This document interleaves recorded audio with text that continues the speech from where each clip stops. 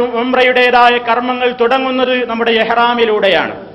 ഉംറയിൽ 4 കാര്യങ്ങളാണ് നമുക്ക് ചെയ്യാനുള്ളത്. ഒന്ന് ഇഹ്റാമാണ്, നിശ്ചയിക്കപ്പെട്ട മീഖാത്തിൽ വെച്ച് കുളിച്ച് ശുദ്ധി വരുത്തി ഇഹ്റാമിൽ പ്രവേശിക്കുക ഒന്നതാണ്. രണ്ടാമത്തത് പരിശുദ്ധ കഅബാലയത്തിന് സമീപത്തെത്തി ഹജറുൽ അസ്വദിന്റെ ഭാഗത്തു നിന്നും തവാഫ് ആരംഭിച്ച് 7 വട്ടം പൂർത്തിയാക്കിക്കൊണ്ട് തവാഫ് ചെയ്യലാണ്. മൂന്നാമതായി നമുക്ക് ചെയ്യാനുള്ള നിർബന്ധ കാര്യം തവാഫിന് ശേഷം സഫാ മർവക്കിടയിൽ 7 പ്രാവശ്യം നടക്കലാണ്. നാലാമതായി നമുക്ക് ചെയ്യാനുള്ളതും അവസാനത്തേതുമായ ഉംറയുടേതായ കർമ്മം മുടി വെട്ടുകയോ തീരെ വടിച്ചു കളയുകയോ ചെയ്യുക എന്നുള്ളതാണ്. ഈ 4 നിർബന്ധമായ കർമ്മങ്ങൾ മാത്രമാണ് ഉംറ ശരിയാകുവാനുള്ള നിബന്ധനകൾ. ഇപ്പോൾ നിങ്ങൾക്ക് വ്യക്തമായിട്ടുണ്ടാകും, വളരെ ലളിതമായ മണിക്കൂറുകൾ കൊണ്ട് മാത്രം ചെയ്യാവുന്ന ലളിതമായ ഒരു അനുഷ്ഠാന മുറയാണ് ഇസ്ലാമിലെ ഉംറ കർമ്മം എന്ന്. ഇനി അല്പം വിശദീകരിക്കുകയാണ്. എങ്ങനെയാണ് കുളിക്കേണ്ടത്, എന്താണ് നമ്മൾ അവിടെ പോയി കുളിക്കുമ്പോൾ മുന്നൊരുക്കങ്ങൾ ചെയ്യേണ്ടത്? കുളിക്കുന്നതിന്റെ മുമ്പായി ചെയ്യാവുന്ന ചില മുന്നൊരുക്കങ്ങളുണ്ട്. അതായത് മീശ വെട്ടി ചെറുതാക്കുക, അതുപോലെ തന്നെ നഖം വെട്ടുക, അതുപോലെ തന്നെ കക്ഷത്തിലെയും ഗുഹ്യഭാഗങ്ങളിലെയും രോമങ്ങൾ നീക്കം ചെയ്യുക. ഇങ്ങനെ അടിമുടി ഒന്ന് ശുദ്ധിയാവുക. ആ ശുദ്ധിയാകൽ ഇവിടെ വീട്ടിൽ വെച്ചും നമുക്ക് ചെയ്യാവുന്നതാണ്. പലപ്പോഴും അവിടെ പോയാൽ നമുക്ക് ഇത്തരത്തിലുള്ള മുഴുവൻ കാര്യങ്ങൾക്കും സൗകര്യപ്പെട്ടുകൊള്ളണമെന്നില്ല. അതുകൊണ്ട് നമ്മുടെ വീടുകളിൽ വെച്ച് തന്നെ നാം ഇപ്പറഞ്ഞ മുന്നൊരുക്കങ്ങളൊക്കെ ആദ്യമേ ചെയ്യുക. കുളി മാത്രം അവിടേക്ക് നീട്ടിവെക്കുക. ഇങ്ങനെ ഈ കർമ്മങ്ങളൊക്കെ ചെയ്തതിന്റെ ശേഷം നാം അവിടെ ചെന്ന് കുളിച്ച് നന്നായി കുളിക്കുക. എന്താണ് കുളി? ഇഹ്റാമിന് വേണ്ടി ഞാൻ കുളിക്കുന്നു എന്ന് കരുതുക മാത്രമേ ആവശ്യമുള്ളൂ. വൃത്തിയായി കുളിക്കുക. കുളിച്ചതിന്റെ ശേഷം നാം സാധാരണ ധരിക്കുന്ന ഡ്രസ്സ് ഇനി നമുക്ക് ധരിക്കുവാൻ പാടില്ല. പുരുഷന്മാരെ സംബന്ധിച്ചിടത്തോളം അത് പാടില്ല. പുരുഷന്മാർ ഇനി അവരുടെ ഇത് നിലവിലുണ്ടായിരുന്ന മുഴുവൻ വസ്ത്രങ്ങളും നീക്കി ചുറ്റിത്തുന്നിയ ഒരു വസ്ത്രവും ധരിക്കാതെ മുഴുവൻ ഹാജിമാരും ഇഹ്റാമിന് വേണ്ടി നബി കരീം സല്ലല്ലാഹു അലൈഹി വസല്ലം നിശ്ചയിച്ചു തന്ന ആ 2 വസ്ത്രങ്ങൾ മാത്രമാണ് ധരിക്കേണ്ടത്. ഉടുക്കുവാൻ ഒരു മുണ്ടും ചുറ്റിപ്പുതക്കുവാൻ മറ്റൊരു പുതയും. ഇത് 2 മാത്രമാണ് പുരുഷന് ധരിക്കാവുന്നത്. അവന് അണ്ടർവിയർ ധരിക്കുവാൻ അനുവാദമില്ല, സോക്സ് ധരിക്കുവാൻ അനുവാദമില്ല, തലയിൽ തൊപ്പി ധരിക്കുവാനോ തലപ്പാവ് ധരിക്കുവാനോ അനുവാദമില്ല. ഈ നിലക്ക് കൃത്യമായി ഒരു മുണ്ടും ചുറ്റിപ്പതക്കുവാൻ ഒരു പുതയും, ഇത് മാത്രമാണ് ഒരു പുരുഷന് അനുവദിക്കപ്പെട്ടിട്ടുള്ളത്. തുണി ഉരിഞ്ഞ് താഴെ വീഴാതിരിക്കുവാൻ സൗകര്യപ്പെടുന്ന രൂപത്തിൽ നൂലുകൊണ്ടോ അല്ലെങ്കിൽ തുണി കൊണ്ടോ അല്ലെങ്കിൽ ബെൽറ്റ് കൊണ്ടോ മുറുക്കി കെട്ടുന്നതിന് വിരോധമില്ല. കാലിൽ ചെരിപ്പും ധരിക്കാം. ഇതാണ് ഒരു പുരുഷനെ സംബന്ധിച്ചിടത്തോളം ഇഹ്റാമിന്റെ വസ്ത്രം. സ്ത്രീയാണെങ്കിലോ സഹോദരിമാരെ സംബന്ധിച്ചിടത്തോളം അവർക്ക് ഇഹ്റാമിന്റെ വിഷയത്തിൽ പ്രത്യേക നിബന്ധനകളില്ല. മുഖവും മുൻകൈയും മറക്കരുത് എന്ന് മാത്രമേയുള്ളൂ. മുഖവും മുൻകൈയും ഒഴികെയുള്ള മുഴുവൻ ഭാഗങ്ങളും കൃത്യമായി മറയുന്ന ഇസ്ലാമിലെ പർദ്ദയാണ് അവർ ഇഹ്റാമിന് വേണ്ടി ധരിക്കേണ്ടത്. അവർക്ക് മറ്റു വിലക്കുകളില്ല. കയ്യിൽ ഗ്ലൗസ് ധരിക്കാൻ പാടില്ല, മുഖം മൂടി അണിയാനും പാടില്ല. ഈ നിലക്ക് കുളിച്ച് വൃത്തിയായി ഉളു ചെയ്തതിന്റെ ശേഷം നാം ഈ വസ്ത്രം ധരിക്കുക. വസ്ത്രം ധരിച്ചു കഴിഞ്ഞാൽ നമ്മൾ കൊണ്ടുപോയിട്ടുള്ള നമ്മുടെ കയ്യിലുള്ള സുഗന്ധം, ആ സുഗന്ധം നമ്മുടെ ശരീരത്തിലും അതുപോലെ തന്നെ തലയിലും താടിയിലുമൊക്കെ ഉപയോഗിക്കൽ സുന്നത്താണ്. സ്ത്രീകൾക്കും ആ നിലക്ക് ഉപയോഗിക്കുന്നതിന് വിരോധമില്ല. അടിച്ചു വീശുന്ന വലിയ സുഗന്ധം പറ്റില്ലെന്ന് മാത്രമേയുള്ളൂ. പുരുഷന്മാരെ സംബന്ധിച്ചിടത്തോളം അത് ഏറെ സുന്നത്താണ്. എന്നാൽ ഇഹ്റാമിൻ്റെതായ വസ്ത്രത്തിൽ സുഗന്ധമൊന്നും ഉപയോഗിക്കേണ്ടതില്ല. തലയിലും താടിയിലും ശരീരത്തിലുമൊക്കെ നമുക്ക് സുഗന്ധം ഉപയോഗിക്കാവുന്നതുമാണ്. പ്രവാചകൻ സല്ലല്ലാഹു അലൈഹി വസല്ലമിന് ഇഹ്റാമിന്റെ അവസരത്തിൽ ആയിഷ റളിയല്ലാഹു തആല അൻഹ സുഗന്ധം പുരട്ടിക്കൊടുത്തു എന്ന് സ്വഹീഹായ ഹദീസിൽ നമുക്ക് കാണുവാൻ സാധിക്കും.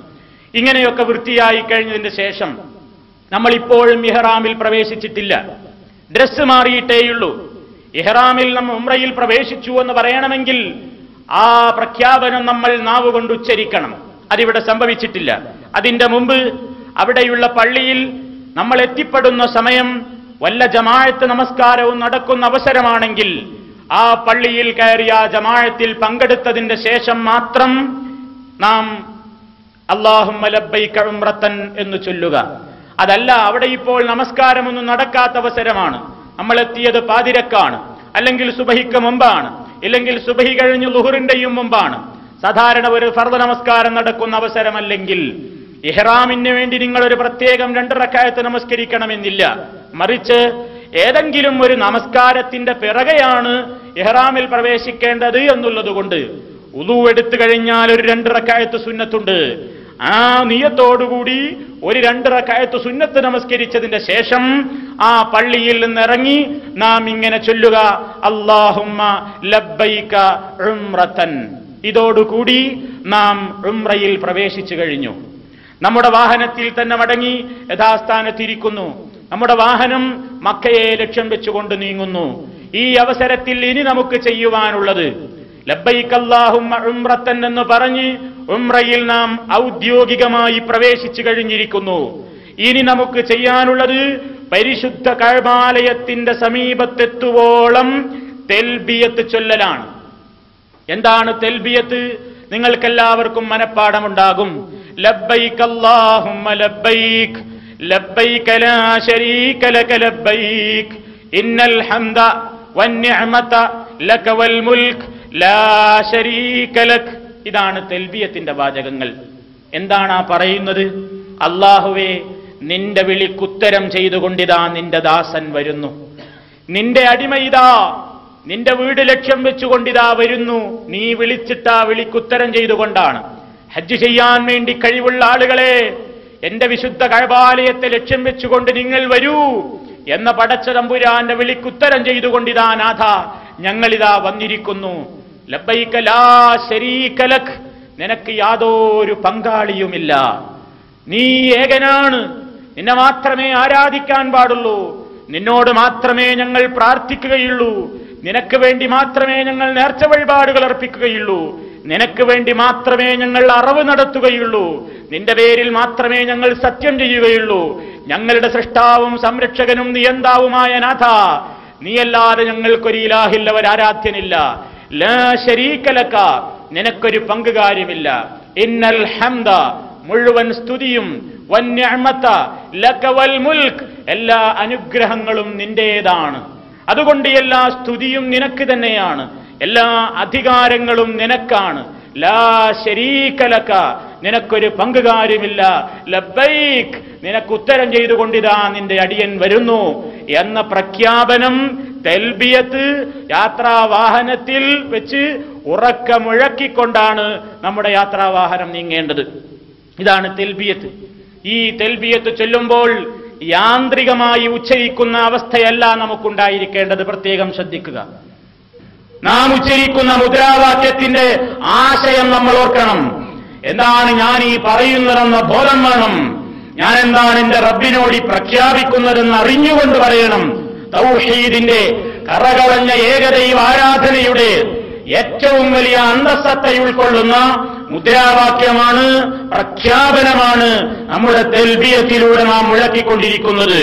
ലോകത്തൊരുപാട് ജനങ്ങൾ സൃഷ്ടാവായ അല്ലാഹുവിന് പുറമെ പലരെയും ആരാധിച്ചുകൊണ്ടിരിക്കുന്നു, പലരോടും പ്രാർത്ഥിച്ചുകൊണ്ടിരിക്കുന്നു, പലർക്കും നേർച്ച വഴിപാടുകൾ ചെയ്യുന്നു, പലരുടെ പേരിലും ബലി നടത്തുന്നു, പലരുടെ പേരിലും സത്യം ചെയ്യുന്നു.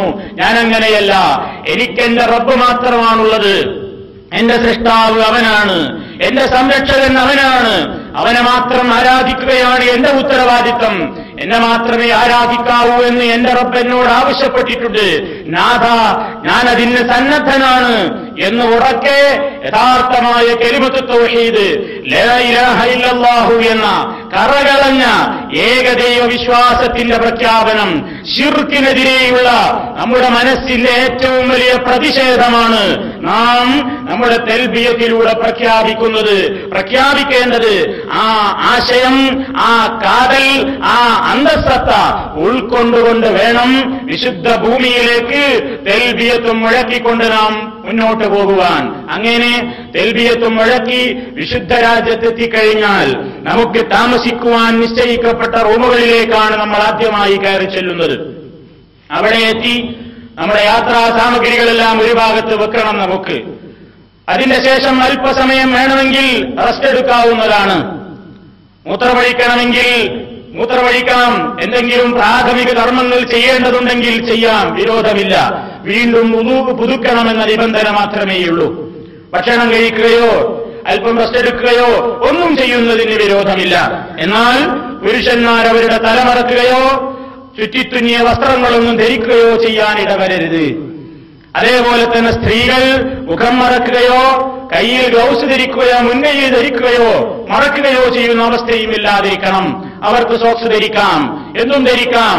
പുരുഷനെ പോലെയുള്ള വസ്ത്രധാരണത്തിന്റെ വിഷയത്തിലുള്ള ആ കൃത്യമായ രൂപത്തിലുള്ള ഈ നിബന്ധനകളൊന്നും അവരെ സംബന്ധിച്ചിടത്തോളം ബാധകമല്ല. ഇനി നമ്മൾ താമസിക്കുന്ന റൂമിൽ നിന്ന് നാം പുറപ്പെടുന്നത് നേരെ പള്ളിയിലേക്കാണ്. പരിശുദ്ധ കഅബാലയത്തിന്റെ സമീപത്തേക്കാണ് നമ്മൾ പോകുന്നത്. പരിശുദ്ധ കഅബയിലെത്തണമെങ്കിൽ നിങ്ങൾ ഈ കാണുന്ന ചിത്രത്തിൽ കാണുന്നത് പോലെ തന്നെ പള്ളിക്കകത്താണ് കഅബയുള്ളത്. ചുറ്റുഭാഗവും പള്ളിയാണ്, നടുമുറ്റത്തിലാണ് പരിശുദ്ധ കഅബാലയമുള്ളത്. അതുകൊണ്ട് നമുക്ക് ആദ്യം പ്രവേശിക്കേണ്ടത് മസ്ജിദുൽ ഹറാമിലേക്കാണ്. അഥവാ പരിശുദ്ധ കഅബാലയത്തിന്റെ ചുറ്റുഭാഗവും മേൽഭാഗം മേൽക്കൂരയില്ലാത്ത തുറന്ന തവാഫ് ചെയ്യുവാനുള്ള നടുമുറ്റമാണ്. ആ നടുമുറ്റത്തിന്റെയും ചുറ്റുഭാഗം കാണുന്നതാണ് മസ്ജിദുൽ ഹറാം എന്ന പേരിൽ അറിയപ്പെടുന്ന ഒന്നാമത്തെ പള്ളി. ഒരു റക്അത്ത് നമസ്കാരത്തിന് മറ്റുള്ള പള്ളികളിലേതിനേക്കാൾ 1,00,000 പ്രതിഫലം വാഗ്ദത്തം ചെയ്യപ്പെട്ടിട്ടുള്ള പുണ്യം പാക്കപ്പെട്ട ശറഫാക്കപ്പെട്ട പവിത്രമാക്കപ്പെട്ട മസ്ജിദാണ് മസ്ജിദുൽ ഹറാം. ആ പള്ളിയിലൂടെ കടന്നിട്ട് വേണം നമുക്ക് പരിശുദ്ധ കഅബാലയത്തിന്റെ സമീപത്തെത്തുവാൻ. അപ്പോൾ നാം ശ്രദ്ധിക്കേണ്ടത് പള്ളിയിലേക്ക് പ്രവേശിക്കുമ്പോഴുള്ള മര്യാദകൾ ഇപ്പോൾ പാലിക്കേണ്ടതുണ്ട്. ഏത് പള്ളിയിൽ കയറുമ്പോഴും ഒരേ നിബന്ധന തന്നെയാണ്. നിങ്ങൾ സാധാരണ പള്ളികളിൽ പ്രവേശിക്കുമ്പോൾ വലത് കാൽ വെച്ചുകൊണ്ട് കിടക്കണം എന്ന് നബി കരീം പഠിപ്പിച്ചിട്ടുണ്ട്. ആ പള്ളിയിലേക്ക് പ്രവേശിക്കുമ്പോഴും ഇതുപോലെ വലത് കാൽ വെച്ചുകൊണ്ട് ബിസ്മില്ലാഹി തവക്കൽതു അലല്ലാഹി, അതല്ലെങ്കിൽ അഊദു ബില്ലാഹിൽ അദീം ബിവജ്ഹിഹിൽ കരീം എന്നൊക്കെ പറഞ്ഞുകൊണ്ടുള്ള പ്രാർത്ഥന, അല്ലെങ്കിൽ വിശദമായി നിങ്ങൾക്കറിയില്ലെങ്കിൽ ഇത്രമാത്രം പറയുക, ബിസ്മില്ലാഹി വസ്സലാത്തു വസ്സലാമു അലാ റസൂലില്ലാഹി അല്ലാഹുമ്മ ഫ്തഹ് ലീ അബ്വാബ റഹ്മതിക. ഇത്രമാത്രമെങ്കിലും നമുക്കൊക്കെ അറിയാമല്ലോ. സാധാരണ പള്ളിയിൽ പ്രവേശിക്കുമ്പോൾ നാം ചൊല്ലാറുള്ളതാണ്. ബിസ്മില്ലാഹി, അല്ലാഹുവിന്റെ നാമത്തിൽ ഇതാ, വസ്സലാത്തു വസ്സലാമു അലാ റസൂലില്ലാഹി, ശാന്തിയും റബ്ബിന്റെ വക്കൽ നിന്നുള്ള എല്ലാ സമാധാനങ്ങളും രക്ഷയും അല്ലാഹുവിന്റെ ദൂതനായ നബി കരീമിന്റെ മേൽ വർഷിക്കുമാറാകട്ടെ. ഇതും പറഞ്ഞിട്ട് അല്ലാഹുമ്മ, അല്ലാഹുവേ, ഇഫ്തഹ് ലീ, നീ എനിക്ക് തുറന്നു തരേണമേ, എന്റെ മുമ്പിൽ മലർക്കെ തുറക്കേണമേ, അബ്വാബ റഹ്മതിക, നിന്റെ കാരുണ്യത്തിന്റെ, നിന്റെ അനുഗ്രഹത്തിന്റെ, നിന്റെ റഹ്മത്തിന്റെ കവാടങ്ങൾ, വാതിലുകൾ ഈ സാധുവായ ദാസന് വേണ്ടി നീ മലർക്കെ തുറക്കേണമേ എന്ന അപേക്ഷയോടുകൂടി വിനയത്തോടുകൂടി നാം സാധാരണ പള്ളിയിൽ പ്രവേശിക്കും പോലെ ഈ പവിത്രമാക്കപ്പെട്ട മസ്ജിദുൽ ഹറാമിലേക്കും നാം പ്രവേശിക്കുക. അത് തന്നെ ആദ്യം പ്രവേശിക്കുമ്പോൾ സാധ്യമാകുമെങ്കിൽ സഫായുടെയും മറുവായുടെയും ഇടക്കുള്ള ബാബുസ്സലാം എന്ന പേരിൽ അറിയപ്പെടുന്ന ഒരു കവാടമുണ്ട്, ഒരു ഗേറ്റുണ്ട്. അതിലൂടെ പ്രവേശിച്ചെങ്കിൽ നല്ലത്, ഇല്ലെങ്കിൽ അതും തിരഞ്ഞു പോകണമെന്നില്ല. പരിശുദ്ധ മസ്ജിദുൽ ഹറാമിലേക്ക് പ്രവേശിക്കുവാൻ, അല്ലെങ്കിൽ കഅബാലയത്തിലേക്ക് പ്രവേശിക്കുവാൻ മസ്ജിദുൽ ഹറാമിന് 70-ലേറെ വാതിലുകളുണ്ട് എന്ന് നിങ്ങൾ മനസ്സിലാക്കുക. അവിടെ പോയാൽ നിങ്ങൾക്ക് കാണുവാൻ സാധിക്കും, വ്യത്യസ്തങ്ങളായ പേരുകളിൽ ഇന്ന പേരിലുള്ള ബാബ് എന്ന പേരിൽ 70ഓളം വാതിലുകൾ മസ്ജിദുൽ ഹറാമിന് നിലവിലുണ്ട്. ഇതിൽ ഏത് കവാടത്തിലൂടെയും നമുക്ക് പ്രവേശിക്കാം. ബാബുസ്സലാമിലൂടെയാകുമ്പോൾ പ്രാധാന്യമുണ്ടെന്ന് മാത്രം. അങ്ങനെ പ്രവേശിച്ചു കഴിഞ്ഞാൽ നാം നേരെ പോകുന്നത് നമ്മുടെ പള്ളിയുടെ നടുമുറ്റത്തേക്കാണ്. നടുമുറ്റത്തെത്തിക്കഴിഞ്ഞാൽ പരിശുദ്ധ കഅബ നമുക്ക് വ്യക്തമായി തന്നെ കാണാം. ഏതൊരു സത്യവിശ്വാസിയെ സംബന്ധിച്ചിടത്തോളവും ജീവിതത്തിൽ ഇന്നേ വരെ കണ്ടിട്ടില്ലാത്ത, ഈ കാലഘട്ടം അത്രയും കേട്ടുകേൾവി മാത്രമുള്ള 5 നേരത്തെ തന്റെ നിർബന്ധ നമസ്കാരങ്ങളിലും അല്ലാത്ത സുന്നത്തായ ഐച്ഛികമായ നമസ്കാരങ്ങളിലും ഏതൊരു വീട്ടിലേക്ക് തിരിഞ്ഞുകൊണ്ടായിരുന്നുവോ താൻ നമസ്കരിച്ചിരുന്നത്, ആ പരിശുദ്ധ ഭവനത്തെ തന്റെ 2 കണ്ണുകൊണ്ടും അവൻ കൺനിറയെ കാണുന്ന ഒരവസരമാണത്. രോമങ്ങൾ എഴുന്നേറ്റ് നിൽക്കും, കണ്ണുകൾ സജലങ്ങളാകും, കണ്ണുനീര് ധാരധാരയായി ഒഴുകും. പരിസരബോധം പോലും മറക്കുന്ന ഒരു നിമിഷമാണ് വിശുദ്ധ കഅബാലയത്തെ കാണുന്ന ഒന്നാമത്തെ ആ ദർശനാവസരം. ആ അവസരത്തിൽ നാം നമ്മുടെ നാഥനോട് പ്രാർത്ഥിക്കുക. കാരണം മനസ്സിന്റെ ആ അവസരത്തിലുള്ള ഭക്തിയുടെ പാരവശ്യത്തിനിടയ്ക്ക് നമ്മുടെ പ്രാർത്ഥന ഏറെ അല്ലാഹു സ്വീകരിച്ചേക്കും. അങ്ങനെ പ്രാർത്ഥനയോടുകൂടി നാം ഇനി പോകുന്നത് നമുക്ക് തവാഫ് എന്ന കർമ്മം നിർവഹിക്കുവാൻ വേണ്ടിയാണ്. എന്താണ് തവാഫ് എന്ന് പറഞ്ഞാൽ? പരിശുദ്ധ കഅബാലയത്തിന് ചുറ്റും 7 തവണ 7 ചുറ്റി പൂർത്തിയാക്കുക. ഇതാണ് തവാഫ്. തവാഫ് ആരംഭിക്കേണ്ടത് ഹജറുൽ അസ്വദ് വെച്ച മൂലയുടെ ഭാഗത്ത് നിന്നാണ്. സാധിക്കുമെങ്കിൽ തവാഫ് ആരംഭിക്കുമ്പോൾ ഹജറുൽ അസ്വദിനെ പോയി ചുംബിക്കണം. പക്ഷേ ഇപ്പോൾ തന്നെ ഉറപ്പു തരുന്നു, നമുക്കതിന് സാധിക്കുകയില്ല. ഹജറുൽ അസ്വദിനെ ചുംബിക്കുവാൻ സാധിക്കുക എന്ന് പറയുന്നത് വളരെയേറെ പ്രയാസകരമായ ഒരു കാര്യമാണ്. കാരണം ആ ഭാഗത്ത് ശക്തമായ തിരക്കാണ് എല്ലാ കാലഘട്ടങ്ങളിലും. മുത്തണം എന്ന് ആഗ്രഹമുള്ള ആളുകൾക്ക് പോലും മുത്താൻ കഴിയാറില്ല. വളരെയധികം തടിവെടുക്ക് കാണിക്കുന്ന ആളുകൾക്കും പലപ്പോഴും അതിന് സാധിക്കാറില്ല. മുത്തണം എന്ന ആശ പലപ്പോഴും നിറവേറാറുള്ളത് തിരക്ക് കുറഞ്ഞ സഫർ മാസത്തിലോ അല്ലെങ്കിൽ റബീഉൽ അവ്വലിലോ അല്ല, അങ്ങനെയുള്ള സമയങ്ങളിലൊക്കെ പോകുമ്പോഴാണ്. പാതിരാവ് കഴിഞ്ഞ് തവാഫിന് വേണ്ടി ഇറങ്ങുമ്പോൾ അല്പം ഒരു ചെറിയ തിരക്കോടുകൂടി നമുക്ക് മുത്താൻ സാധിച്ചെന്ന് വരും. അതുകൊണ്ട് ഹജ്ജിന് പോകുമ്പോ ഈ അവസരത്തിൽ ഏതായാലും മുത്തുവാൻ സാധിക്കുകയില്ല. അതൊരു സുന്നത്ത് മാത്രമാണ്. എന്നാൽ കൂട്ടത്തിൽ പോകുന്ന പല ആളുകളും ഒരുപക്ഷെ വിചാരിക്കും, ഇത്രയും കാശ് ചെലവഴിച്ചു പോയിട്ട് ആ കല്ലൊന്ന് മുത്താതെ പിന്നെ എന്തിനാണ് ഞാൻ ഈ ആരോഗ്യവുമായി തിരിച്ചു വരുന്നത്? അങ്ങനെ ആരും ശ്രദ്ധിക്കരുത്. കാരണം ഇതൊരു സുന്നത്ത് മാത്രമാണ്. ഒരു സുന്നത്തെടുക്കുന്നതിന്റെ പേരിൽ നിങ്ങളാരും ഹറാമ് ചെയ്യാൻ ഇടവരരുത്. വിശുദ്ധ കഅബാലയത്തിന്റെയും ഹറമിന്റെ പരിധിക്കകത്ത് വെച്ചുകൊണ്ട് ഒരു ജീവിയെ വേട്ടയാടാൻ പാടില്ല, ഒരു മനുഷ്യനെ ദ്രോഹിക്കാൻ പാടില്ല, ഒരാളെ ചീത്ത പറയാൻ പാടില്ല, മനഃപൂർവ്വം ഒരാളുടെ കാലിൽ ചവിട്ടാൻ പാടില്ല, മനഃപൂർവ്വം ഒരാളെ നമ്മൾ കൈകൊണ്ട് വകഞ്ഞു മാറ്റാൻ പാടില്ല, തള്ളാൻ പാടില്ല, കൈകൊണ്ട് ഇടികൂടാൻ പാടില്ല.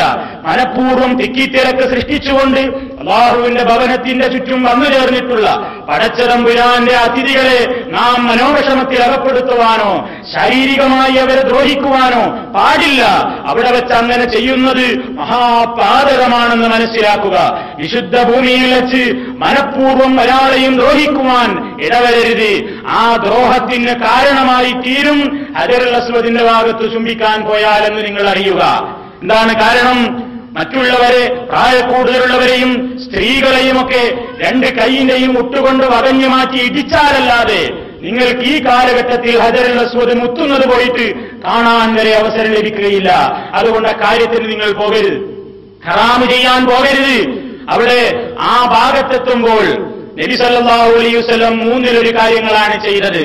തിരക്കില്ലെങ്കിൽ പ്രവാചകൻ മുത്തിയിട്ടുണ്ട്. അതിന് സാധിക്കുന്നില്ലെങ്കിൽ നബി സല്ലല്ലാഹു അലൈഹി വസല്ലം ആ കല്ലിനെ കൈകൊണ്ട് ദൂരെ നിന്ന് തൊടുകയും എന്നിട്ട് ആ കൈ മുത്തുകയും ചെയ്തിട്ടുണ്ട്. അതിനും സാധിക്കാതെ വന്നപ്പോൾ ഹജറുൽ അസ്വദ് നിൽക്കുന്ന കോർണറിന്റെ നേരെ തിരിഞ്ഞു നിന്നുകൊണ്ട് ആ ഭാഗത്തേക്ക് വലത് കൈ കൊണ്ട് ഇങ്ങനെ ഉയർത്തുകയും എന്നിട്ട് വെറുതെ ആംഗ്യം കാണിക്കുകയും, ആ കൈ മുത്തിയിട്ടില്ല, വെറുതെ ആ കൈ കൊണ്ട് ആംഗ്യം കാണിക്കുകയുമാണ് 3ാമത്തെ രീതി. ഈ 3ാമത്തെ രീതിക്കായിരിക്കും സഹോദരങ്ങളെ നമുക്ക് പ്രാധാന്യം കൽപ്പിക്കുവാൻ തോന്നുക. കാരണം അവിടെ എത്തിക്കഴിഞ്ഞാലുള്ള തിരക്കിന്റെ ആ ആധിക്യം കാണുമ്പോൾ നമുക്ക് തന്നെ തോന്നിപ്പോകും, ആദ്യം പറഞ്ഞ 2 രീതിയും ഇവിടെ പ്രായോഗികമല്ല, 3ാമത്തെ രീതി മാത്രമാണ് ഇപ്പോൾ കരണീയമെന്ന്. അതുകൊണ്ട് നമ്മൾ തവാഫ് ആരംഭിക്കുകയാണ്. എങ്ങനെ ആരംഭിക്കുന്നു? ഹജറുൽ അസ്വദിന്റെ മൂലയിൽ നിന്നാണ് തവാഫ് ആരംഭിക്കേണ്ടത്. അവിടെയാണ് സ്റ്റാർട്ടിംഗ് പോയിന്റ്. തുടങ്ങിയിട്ട് അവിടെ തന്നെ എത്തിയാലാണ് ഒരു ചുറ്റായി കണക്കാക്കപ്പെടുന്നത്.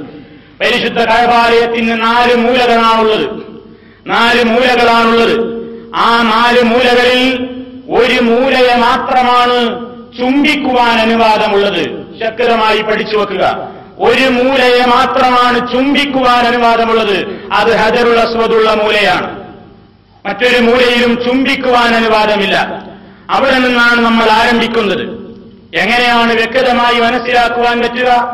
തറയിൽ, മാർബിൾ വിരിച്ച തറയിൽ ബ്രൗൺ കളറിലുള്ള മാർബിൾ കൊണ്ട് ഒരു ലൈൻ ഇട്ടിട്ടുണ്ട്. പള്ളിയുടെ നടുമുറ്റം തീരുവോളം, ഹജറുൽ അസ്വദിന്റെ മൂലയിൽ മുതൽ പള്ളിയുടെ നടുമുറ്റം അവസാനിക്കുവോളം ഈ നിലക്കുള്ള ബ്രൗൺ കളറിലുള്ള ഒരു ലൈൻ കോർണറിൽ നിലത്ത് തന്നെ രേഖപ്പെടുത്തിയിട്ടുണ്ട്. താഴേക്ക് നോക്കിയാൽ നമുക്കത് കാണാൻ സാധിക്കും. ആ ലൈനിൽ കയറി നിന്നാൽ നമുക്ക് ഉറപ്പിക്കാം നമ്മളിപ്പോൾ ഹജറുൽ അസ്വദിന്റെ കൃത്യമായ നേരെയാണ് നിൽക്കുന്നത് എന്ന്. അവിടെ നിൽക്കുക. അവിടെ നിന്ന് ഹജറുൽ അസ്വദിന്റെ ഭാഗത്തേക്ക് തിരിഞ്ഞു നിന്നുകൊണ്ട് ബിസ്മില്ലാഹി വല്ലാഹു അക്ബർ എന്ന് മാത്രം പറയുക. ഇനി നിങ്ങൾ തവാഫ് ആരംഭിക്കുകയാണ്. തവാഫ് ആരംഭിക്കുമ്പോൾ പരിശുദ്ധ കഅബാലയം നിങ്ങളുടെ ഇടതുവശത്താണ്, വലതുവശത്തല്ല. നമ്മുടെ നാട്ടിൽ പറയും വലം വെക്കുക എന്ന്. വലം വെക്കലല്ല, ഇവിടെ നേരെ മറിച്ചാണ്, ഇടം വെക്കുകയാണ്. കാരണം ഇടതുഭാഗത്താണ് നമ്മുടെ കഅബാലയം സ്ഥിതി ചെയ്യുന്നത്. ഇങ്ങനെയാണ് നമ്മൾ തിരിഞ്ഞു വരുന്നത്. ക്ലോക്ക് വൈസിലല്ല, അതിന് നേരെ വിരുദ്ധമായാണ് നമ്മൾ തവാഫിന്റേതായ രൂപം അവിടെ നിർവഹിക്കുന്നത് എന്നർത്ഥം. തവാഫ് ആരംഭിക്കുന്ന അവസരത്തിൽ പ്രത്യേകമായി ചൊല്ലൽ നിർബന്ധമായ ദിക്റുകളൊന്നുമില്ല. ആവശ്യം നിങ്ങൾക്ക് ചൊല്ലേണ്ടതുണ്ടെങ്കിൽ പ്രവാചകൻ സല്ലല്ലാഹു അലൈഹി വസല്ലം ചൊല്ലിയ ഈ പ്രാർത്ഥന അതും നിർബന്ധമല്ലെന്ന് മനസ്സിലാക്കുക. ഒരു സുന്നത്ത് മാത്രമാണ്. കഴിയുമെങ്കിൽ നിങ്ങളത് പഠിക്കുക. എന്നിട്ട് അതിന്റെ ആശയം അറിഞ്ഞുകൊണ്ട് തവാഫിന്റെ വേളയിൽ തന്നെ നിങ്ങളത് ചൊല്ലുക. എന്താണ് ആ അവസരത്തിൽ നമ്മൾ ചൊല്ലുന്നത്? അല്ലാഹുമ്മ ഈമാനൻ ബിക വതസ്ദീഖൻ ബികിതാബിക വവഫാഅൻ ബിഅഹദിക വത്തിബാഅൻ ലിസുന്നതി നബിയ്യിക മുഹമ്മദിൻ സല്ലല്ലാഹു അലൈഹി വസല്ലം. ഇത്രയേയുള്ളൂ. എന്താണ് ആ പറഞ്ഞത്? അല്ലാഹുമ്മ ഈമാനൻ ബിക, പടച്ചവനെ നിന്നിൽ സമ്പൂർണമായി വിശ്വസിച്ചുകൊണ്ട്, അതേപോലെ തന്നെ വതസ്ദീഖൻ ബികിതാബിക, നിന്റെ ഗ്രന്ഥമായ പരിശുദ്ധ ഖുർആനിനെ 100% അംഗീകരിച്ചുകൊണ്ടും, വവഫാഅൻ ബിഅഹദിക, നിന്നോടെടുത്ത കരാറുകളെയും ഉടമ്പടികളെയും പൂർത്തീകരിച്ചുകൊണ്ടും, വത്തിബാഅൻ ലിസുന്നതി നബിയ്യിക മുഹമ്മദിൻ സല്ലല്ലാഹു അലൈഹി വസല്ലം, നിന്റെ പ്രവാചകനായ മുഹമ്മദ് മുസ്തഫ സല്ലല്ലാഹു അലൈഹി വസല്ലമിന്റെ ചര്യയെ, സുന്നത്തിനെ പിൻപറ്റിക്കൊണ്ടും ഞാനിതാ ഈ കർമ്മം ആരംഭിക്കുന്നു എന്ന ആശയം അറിയിക്കുന്ന ആ പ്രാർത്ഥനാ വചനം അല്ലെങ്കിൽ ആ ദിക്ർ ഉരുവിട്ടുകൊണ്ട് നമ്മൾ ഹജറുൽ അസ്വദിന്റെ ഭാഗത്ത് വരച്ചിട്ടുള്ള ആ ലൈനിൽ നിന്ന് പതുക്കെ മുന്നോട്ട് നീങ്ങിത്തുടങ്ങുക. അങ്ങനെ നീങ്ങിത്തുടങ്ങുമ്പോൾ ആദ്യം തന്നെ നിങ്ങൾക്ക് കാണാം ഹജറുൽ അസ്വദുള്ള മൂലയിൽ തന്നെ പരിശുദ്ധ കഅബാലയത്തിന്റെ വാതിലുള്ളത്. ഭൂമിയിൽ നിന്ന്, സമനിരപ്പിൽ നിന്ന് 7 അടിയോളം പൊക്കത്തിലാണ് പരിശുദ്ധ കഅബാലയത്തിന് സ്ഥാപിച്ചിട്ടുള്ള ഏക ഡോറുള്ളത്. സ്വർണം കൊണ്ടുള്ള ആ വാതിൽ തുറക്കുകയില്ല. അത് പ്രത്യേക കൊല്ലത്തിൽ 1-2 തവണ മാത്രമേ തുറക്കാറുള്ളൂ. സംസം വെള്ളവും പനിനീരും മറ്റുള്ള സുഗന്ധദ്രവ്യങ്ങളും ഉപയോഗിച്ചുകൊണ്ട് പരിശുദ്ധ കഅബാലയം വർഷത്തിൽ 1-2 തവണ കഴുകുമ്പോൾ മാത്രമാണ് കഅബാലയം തുറക്കാറുള്ളത്. അപ്പോൾ പരിശുദ്ധ കഅബാലയത്തിന്റെ വാതിൽ അടഞ്ഞുകിടക്കും എന്നർത്ഥം. അതിന്റെയും മുമ്പിലായി നിങ്ങൾ തവാഫ് ആരംഭിക്കുമ്പോൾ തന്നെ ഒരു പളുങ്കുകൂട് കാണുവാൻ സാധിക്കും. നിങ്ങളൊക്കെ കണ്ടിട്ടുണ്ടാവും ചിത്രത്തിൽ. എന്താണ് അവിടെയുള്ളത്? അത് മഖാം ഇബ്രാഹിമാണ്. മഖാം ഇബ്രാഹിം ആ പളുങ്കുകൂടല്ല. ആ പളുങ്കുകൂടിന്റെ അകത്ത് ഒരു ശിലയുണ്ട്, ഒരു കല്ലുണ്ട്. ആ കല്ല് ഇബ്രാഹിം നബി അലൈഹിസ്സലാത്തു വസ്സലാമും മകൻ ഇസ്മായിൽ നബിയും കൂടെ പരിശുദ്ധ കഅബാലയം പടുത്തുയർത്താൻ വേണ്ടി കയറി നിന്നിരുന്ന കല്ലാണ്. പാപ്പയതിൽ കയറി നിൽക്കും, മകൻ കല്ല് കൊണ്ടുവന്നു കൊടുക്കും. അങ്ങനെ ഓരോ ചുമരിന്റെ 4 ഭാഗവും പടുത്ത് പൂർത്തിയായപ്പോൾ ആദ്യ കാലഘട്ടത്തിൽ അത് പരിശുദ്ധ കഅബയുടെ ഒരു മൂലയിൽ ഇട്ടിരിക്കുകയായിരുന്നു. പിന്നീട് കാലം കുറെ കഴിഞ്ഞപ്പോൾ തവാഫ് ചെയ്യുന്ന ആളുകൾക്ക് ഇടയ്ക്ക് ഒരു കല്ലറ സൗകര്യമായപ്പോൾ മാറി മാറി വന്ന ഭരണാധികാരികൾ അവിടെ സൗകര്യങ്ങൾ ഏർപ്പെടുത്തിയപ്പോൾ ആദ്യകാലത്ത് ഇതൊരു പ്രത്യേകമായ കുബ്ബക്കുള്ളിൽ പുറമേക്ക് കാണാത്തവണ്ണം ഒരു ഇരുമ്പിന്റെ ഡോമിനുള്ളിലാക്കി മറച്ചു വച്ചിരിക്കുകയായിരുന്നു. പിന്നീട് സൗദി ഭരണകൂടം വരുന്നതിന്റെ തൊട്ട് മുമ്പായിക്കൊണ്ട് ആ കാലഘട്ടത്തിൽ വിശാലമായ നിലക്കുള്ള ഒരു പരിവർത്തനത്തിന് അത് വിധേയമാക്കുകയും എന്നിട്ട് പുറമേ നിന്ന് ആളുകൾക്ക് എത്തിനോക്കിയാൽ കാണാവുന്ന നിലയ്ക്ക് ആ കല്ല് ഉള്ളിൽ വെച്ചുകൊണ്ട് പളുങ്ക് കൂട്ടിൽ പ്രത്യേകമായ ഗ്രിൽസുകളോടുകൂടി അവിടെ ഉറപ്പിക്കുകയും ചെയ്തവരാണ് മഖാം ഇബ്രാഹിം എന്ന പേരിൽ കാണപ്പെടുന്നത്. ഞാനിത് പറഞ്ഞു വന്നത് തവാഫിന്റെ അവസരങ്ങളിൽ പല വിവരമില്ലാത്ത ആളുകളും ഈ പളുങ്കുകൂട്ടിന്റെ തൊട്ടുകൊണ്ട് ചുംബിക്കുവാനും കെട്ടിപ്പിടിക്കാനും കരയാനും ഉമ്മവെക്കാനും ഒക്കെ തയ്യാറാകാറുണ്ട്. അങ്ങനെ ഒരു സുന്നത്തില്ല. വിശുദ്ധ കഅബാലയത്തിന്റെ പോരും പരിശുദ്ധമായ ഹജറുൽ അസ്വദിന്റെ ഭാഗത്തല്ലാതെ മുത്തുവാൻ നമുക്ക് അവസരമില്ല. തൊട്ടുവന്നിക്കുവാൻ അവസരമുള്ളത് 1ാമത്തെ മൂല മുതൽ എണ്ണുകയാണെങ്കിൽ, ഹജറുൽ അസ്വദുള്ള മൂല മുതൽ എണ്ണുകയാണെങ്കിൽ ആ മൂലയും കഴിഞ്ഞ് 2, 3, 4ാമത്തെ മൂല, ആ മൂലക്ക് റുക്നുൽ യമാനി എന്നാണ് പേര്. അവിടെ എത്തുമ്പോൾ ആ കോർണറിൽ കൈകൊണ്ട് സാധിക്കുമെങ്കിൽ കൈകൊണ്ട് വെറുതെ ഒന്ന് തൊട്ട് വന്ദിക്കുക. അതിനെ ചുംബിക്കുകയോ കൈ ചുംബിക്കുകയോ ഒന്നും ചെയ്യേണ്ടതില്ല. അതിനും സാധ്യമല്ലെങ്കിൽ ആ ഭാഗത്തെത്തുമ്പോൾ കൈ ഉയർത്തേണ്ട ആവശ്യം പോലുമില്ല. സാധിക്കുമെങ്കിൽ ആ കോർണറിൽ കൈ കൊണ്ടൊന്ന് തടവുക മാത്രമാണ് ചെയ്യേണ്ടത്. അപ്പൊ തവാഫിനിടക്ക് കാണുന്ന ഈ മഖാം ഇബ്രാഹിമിൽ തൊടാനോ ചുംബിക്കാനോ പോകരുത്. അതുപോലെ തന്നെ പരിശുദ്ധ കഅബാലയത്തിന്റെ ചുമരിന്മേൽ തൊടാനോ ചുംബിക്കുവാനോ അവിടെ കെട്ടിപ്പിടിക്കുവാനോ ബഹളം വെക്കുവാനോ ഒന്നും നമ്മൾ ശ്രദ്ധിക്കരുത്.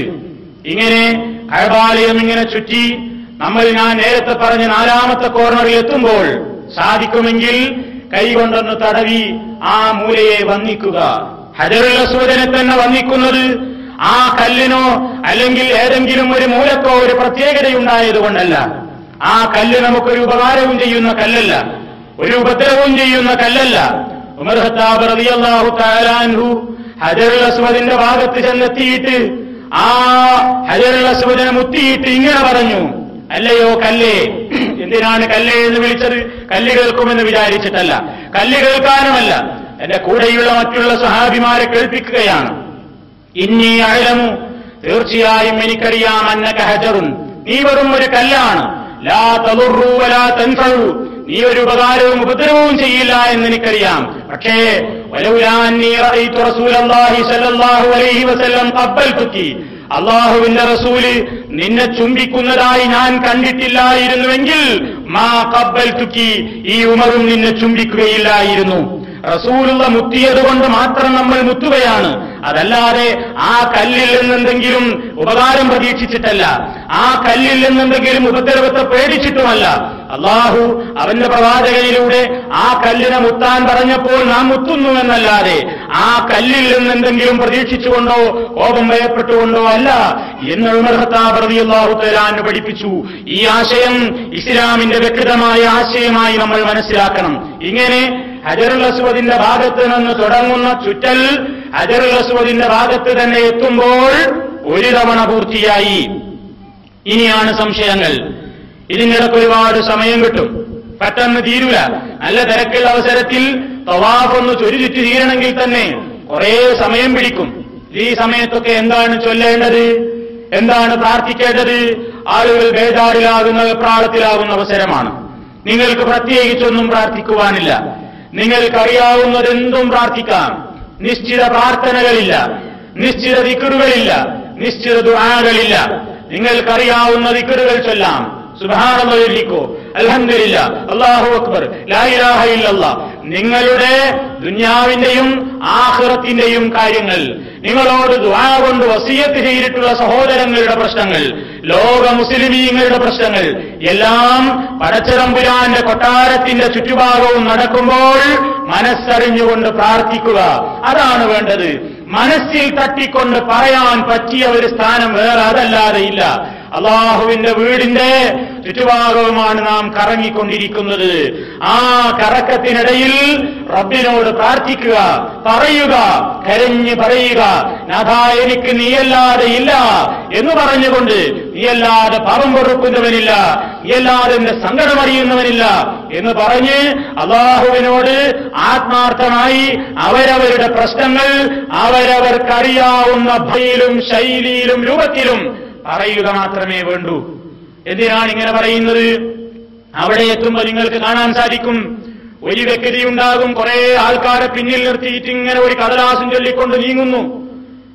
അല്ലാഹുമ്മ എന്ന് അദ്ദേഹം പറയും, ബാക്കിയുള്ളവരും അല്ലാഹുമ്മ ഇങ്ങനെ കൂട്ടമായി ഒരാൾ ചൊല്ലിക്കൊടുക്കുകയും ബാക്കിയിലുള്ള ആളുകൾ മനസ്സിൽ തെറ്റാതെ പറയുന്നതെന്തെന്നറിയാതെ യാന്ത്രികമായി ഇയാൾ പറയുന്നത് ഇങ്ങനെ ഏറ്റുചൊല്ലിക്കൊണ്ട് ഇങ്ങനെ തിരിഞ്ഞു പോരുന്ന, ഇയാൾ തെറ്റ് വായിച്ചാൽ ആ തെറ്റ് കൂട്ടുകാരും ആവർത്തിക്കുന്ന, മാത്രമല്ല ഒന്നാമത്തെ ചൊറ്റിൽ ഇങ്ങനെയാണ് പറയേണ്ടത് എന്ന ബുക്കിൽ എഴുതിയിട്ടുണ്ടെങ്കിൽ സുമ്മയഖൂലു നമ്മൾ പറയണം എന്ന് വായിക്കുമ്പോൾ ഇയാൾ സുമ്മയഖൂലു എന്ന് വായിക്കും, പിന്നീടുള്ളവരും സുമ്മയഖൂലു പിന്നെ പറയണം എന്ന് അവരും പറയും. ഇങ്ങനെയൊക്കെ അർത്ഥശൂന്യമായ ചില പ്രകടനങ്ങൾ ചില ആളുകളുടെ കെയർ ഓഫിൽ നേതൃത്വത്തിൽ അവിടെ നടക്കാറുണ്ട്. അത് വിവരക്കേടാണ്, അതിന്റെ ആവശ്യമില്ല. അവിടെ എത്തിക്കഴിഞ്ഞാൽ നിങ്ങൾ ഒറ്റക്കാണ്. കൂട്ടത്തിൽ ആൾക്കൂട്ടത്തിനിടയിൽ നിങ്ങൾ ഒറ്റപ്പെടുന്ന അവസരമാണ്. എന്താണ് കാരണമെന്നോ? ആ അവസരത്തിൽ നിങ്ങൾ കാണുകയാണ്, കൺനിറയെ കാണുകയാണ് പരിശുദ്ധ കഅബാലയത്തെ. ചരിത്രം നിങ്ങളുടെ മനസ്സിൽ ഓടിയെത്തുകയാണ്. എന്റെ നാഥൻ അവനെ മാത്രം ആരാധിക്കാൻ വേണ്ടി ഈ ഭൂമിയിൽ തലമുറകളുടെ പാദസ്പർശനമേറ്റുകൊണ്ട് മഹത്തായ ഈ പ്രദേശത്ത് ഉണ്ടാക്കിയിട്ടുള്ള ഒന്നാമത്തെ വീടിന്റെ അരികിലാണ് ഞാനുള്ളത്. എന്റെ സങ്കടം എനിക്ക് നേർക്കുനേരെ പറയാൻ ഇതുപോലെ ഒരു അവസരമില്ല എന്ന മനസ്ഥിതിയോടുകൂടി റബ്ബിനോട് പറഞ്ഞോളൂ. ഭാഷ എവിടെ പ്രശ്നമല്ല. അറബിയിൽ നിങ്ങൾക്ക് ദുആ പ്രശ്നമാക്കേണ്ടതില്ല. നിങ്ങളുടെ മനസ്സിൽ തട്ടിക്കൊണ്ട് നിങ്ങളുടെ റബ്ബുമായി നിങ്ങളുടെ മനസ്സ് ഗാഢമായി അടുക്കട്ടെ. ആ നിലക്കുള്ള പ്രാർത്ഥനകൾ നിങ്ങൾ ചൊല്ലുക. പ്രത്യേകിച്ച് വേറെ പ്രാർത്ഥനകളൊന്നുമില്ല. എന്നാൽ ഞാൻ നേരത്തെ പറഞ്ഞല്ലോ, ഹജറുൽ അസ്വദിന്റെയും റുക്നുൽ യമാനി എന്ന് പറയുന്ന തൊട്ട് തടവേണ്ടുന്ന ഒരു മൂലയുണ്ട്. ആ മൂലയിൽ നിന്ന് ഹജറുൽ അസ്വദിലേക്ക് എത്തുന്നതിന്റെ മുമ്പുള്ള അല്പം സമയം നബി സല്ലല്ലാഹു അലൈഹി വസല്ലം മറ്റു പ്രാർത്ഥനകൾക്ക് പുറമെ റബ്ബനാ ആതിനാ ഫിദ്ദുനിയാ ഹസന വഫിൽ ആഖിറതി ഹസനതൻ വഖിനാ അദാബന്നാർ എന്ന പ്രാർത്ഥന അധികരിപ്പിക്കാറുണ്ടായിരുന്നു. ആ ഒരു സ്ഥലത്ത് മാത്രം. എന്തായതിനർത്ഥം? റബ്ബന, ഞങ്ങളുടെ രക്ഷിതാവേ, ആതിനാ ഫിദ്ദുനിയാ ഹസനതൻ, ഞങ്ങൾക്ക് നീ ഇഹലോകത്ത് നല്ലത് തരയണമേ, വഫിൽ ആഖിറതി ഹസനതൻ, പരലോകത്തിലും നീ ഞങ്ങൾക്ക് നല്ലത് തരയണമേ, വഖിനാ അദാബന്നാർ, നരകശിക്ഷയിൽ നിന്ന് ഞങ്ങളെ നീ കാത്തിരക്ഷിക്കണേ റബ്ബേ എന്ന് റുക്നുൽ യമാനിയുടെയും ഹജറുൽ അസ്വദുള്ള മൂലയുടെയും ഇടയ്ക്കുള്ള പ്രത്യേക സ്ഥലത്ത് വെച്ച് നബി കരീം വർദ്ധിപ്പിച്ചിരുന്നു ആ പ്രാർത്ഥന എന്നുള്ളതുകൊണ്ട് ആ അവസരത്തിൽ നമ്മളും റബ്ബന ആതിന എന്ന പ്രാർത്ഥന അധികരിപ്പിക്കുക. നമുക്ക് മറവി പറ്റുകയില്ല. കാരണം ആ സ്ഥലത്തെത്തിക്കഴിഞ്ഞാൽ ഒരു മുഴക്കം കേൾക്കാൻ നമുക്ക് ജനങ്ങളൊക്കെ റബ്ബന ആതിന എന്ന മുഴക്കം പെട്ടെന്ന് നിങ്ങൾക്ക് ഓർമ്മ വരും. അത്രയുമാണ്. അതോടുകൂടി നിങ്ങൾക്ക് ഹജറുൽ അസ്വദിന്റെ ഭാഗത്തേക്ക് തന്നെ എത്തുമ്പോ ആ ലൈനിൽ തന്നെ നിന്നുകൊണ്ട് ഒരു ചുറ്റ് നിങ്ങൾക്ക് പൂർത്തിയായാൽ വീണ്ടും നിങ്ങൾ ആ ലൈനിൽ തന്നെ നിന്നുകൊണ്ട് ഹജറുൽ അസ്വദുള്ള മൂലയിലേക്ക് കൈകൊണ്ട് ചൂണ്ടി, കൈകൊണ്ട് ഇങ്ങനെ കാണിച്ച് ബിസ്മില്ലാഹി അല്ലാഹു അക്ബർ എന്ന് മാത്രം പറയുക. ചില ആളുകൾ കാണാ രണ്ട് കൈയൊക്കെ ഇങ്ങനെ കാണിക്കണം. ഹജറുൽ അസ്വദിന് നേരെ രണ്ട് കൈ ഇങ്ങനെ കാണിക്കാൻ മാത്രമല്ല, എന്തോ ഒരു സാധനം ഉന്തി തള്ളി നീക്കും പോലെയൊക്കെ കാണിക്കും അവിടെ ചെന്നിട്ട്. പലത് കാഴ്ച നിങ്ങൾ കാണാൻ പറ്റും. അതിന്റെ ഒന്നും ആവശ്യമില്ല. വലത്തെ കൈകൊണ്ട് മാത്രം ബിസ്മില്ലാഹി അല്ലാഹു അക്ബർ എന്ന് മാത്രം പറയാ. രണ്ടാമത്തെ തവാഫ് ചുറ്റാരംഭിക്കുകയായി. ഇങ്ങനെ ആദ്യം പറഞ്ഞ ക്രമത്തിൽ തന്നെ ഇങ്ങനെ 2, പിന്നെ 3, 4, 5, 6, 7. ഏഴാമത്തെ തവണ ആ മൂലയിൽ തന്നെ എത്തുമ്പോൾ നിങ്ങളുടെ തവാഫ് അവസാനിക്കും. ഇവിടെ തവാഫിൽ ശ്രദ്ധിക്കേണ്ടത്, നാം ഇവിടെ നിന്ന് ചെന്ന് ആദ്യമായി നിർവഹിക്കുന്ന ആ തവാഫിൽ പുരുഷന്മാര് ശ്രദ്ധിക്കേണ്ടുന്ന 1-2 കാര്യങ്ങളുണ്ട്. ഒന്നാമത്തെ കാര്യം, ഇതുവരെ നമ്മൾ ആ തുണിയും അതുപോലെ തന്നെ ചുറ്റിപ്പൊതയുമായിരിക്കും. ചുറ്റിപ്പൊത എന്ന് പറയുമ്പോൾ സാധാരണ നമ്മൾ തോർത്തുമുണ്ടൊക്കെ ഇടുമ്പോലെ ഇട്ടിട്ടുണ്ടാവും. എന്നാൽ ഹജറുൽ അസ്വദിന്റെ ഭാഗത്ത് നിന്ന് നിങ്ങൾ തവാഫ് ആരംഭിക്കുന്ന അവസരത്തിൽ ചെറിയൊരു ചേഞ്ച് വരുത്താനുണ്ട്. നിങ്ങളുടെ തട്ടത്തിന് ആ പൊതക്കൊരു ചേഞ്ച് വരുത്താനുണ്ട്. ഞാൻ വിശദീകരിക്കേണ്ടതില്ല.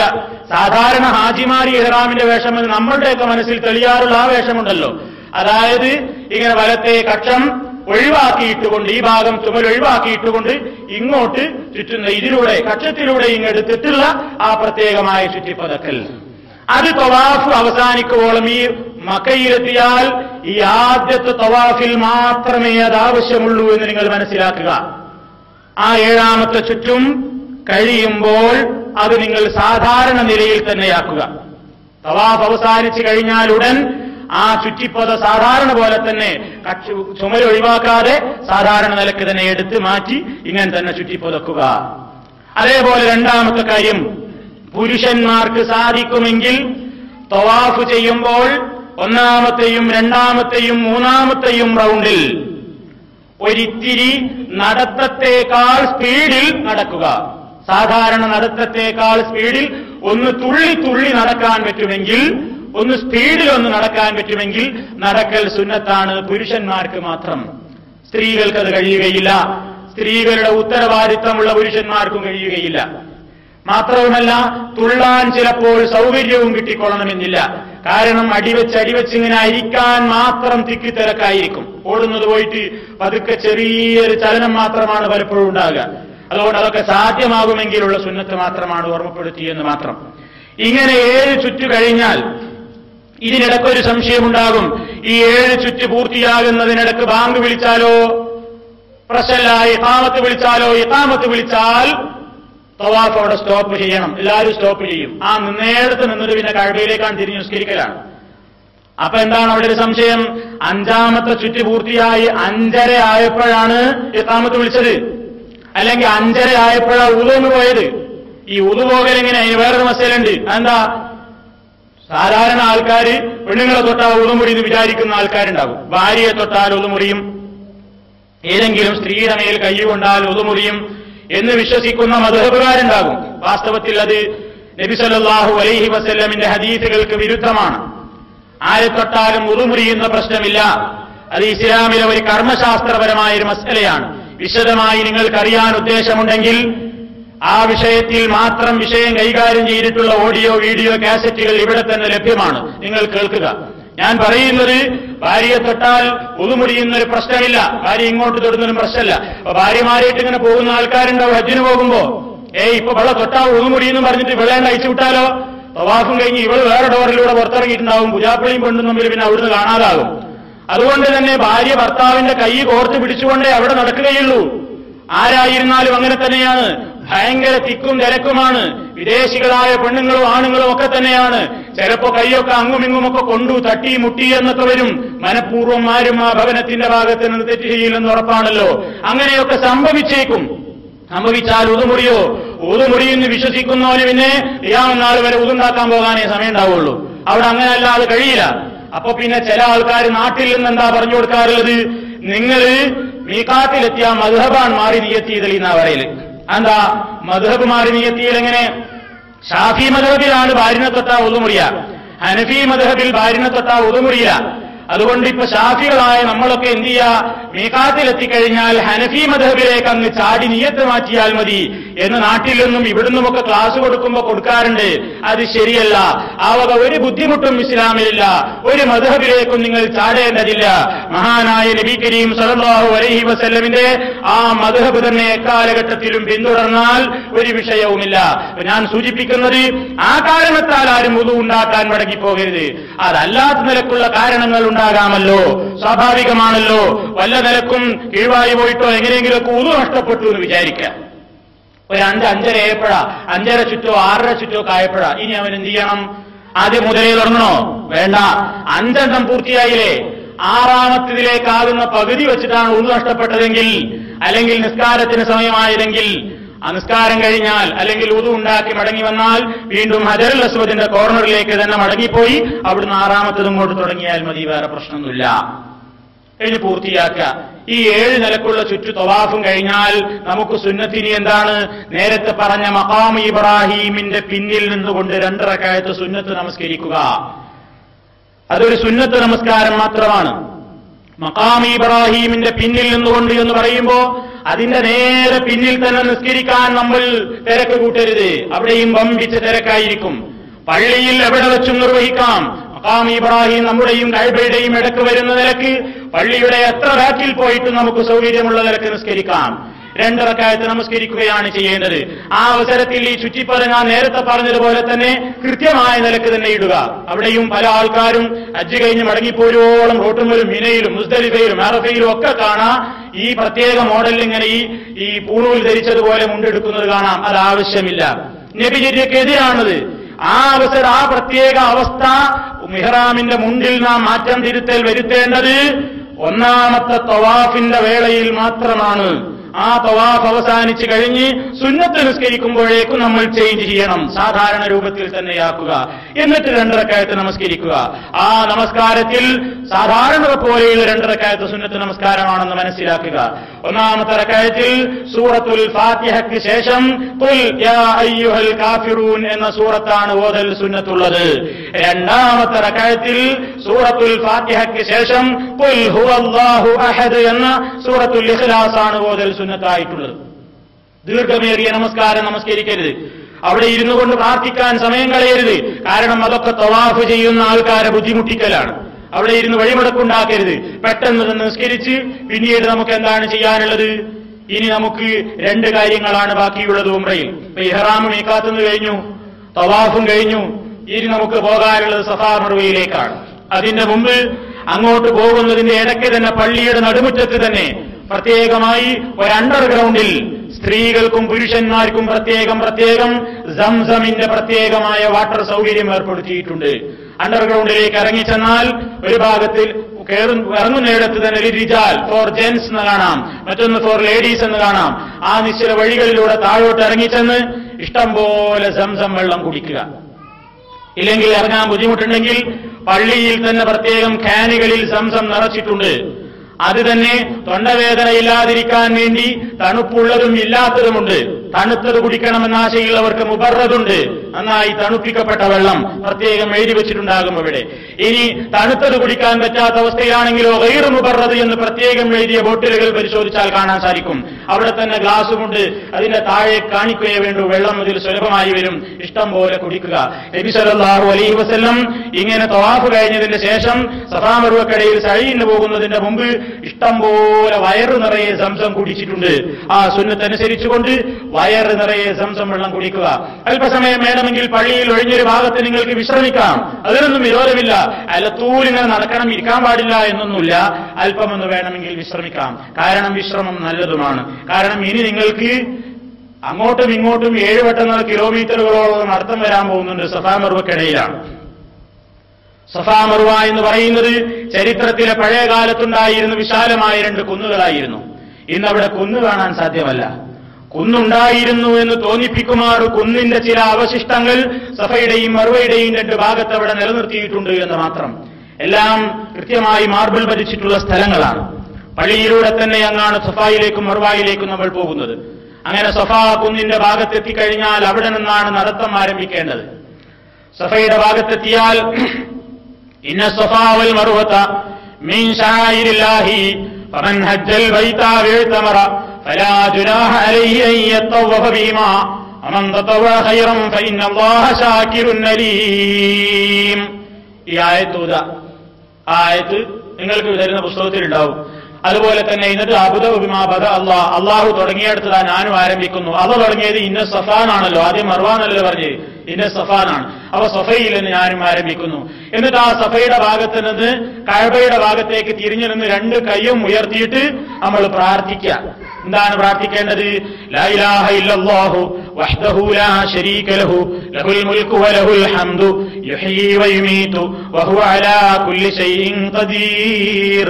ലാ ഇലാഹ ഇല്ലല്ലാഹു അൻജസ വഅദഹു വനസറ അബ്ദഹു വഹസമൽ അഹ്സാബ വഹദഹു എന്നിങ്ങനെ 2-3 പ്രാവശ്യം ഇത് പറയാ. നമ്മുടെ എല്ലാ കാര്യവും അല്ലാഹുവിനോട് പറയാ. അങ്ങനെ സഫയിൽ നിന്ന് നേരെ മർവയിലേക്ക് ഇങ്ങനെ ഇറങ്ങി നടക്കുക. അങ്ങനെ നടക്കുക. മർവയിലെത്തിയാൽ 1 തവണയായി.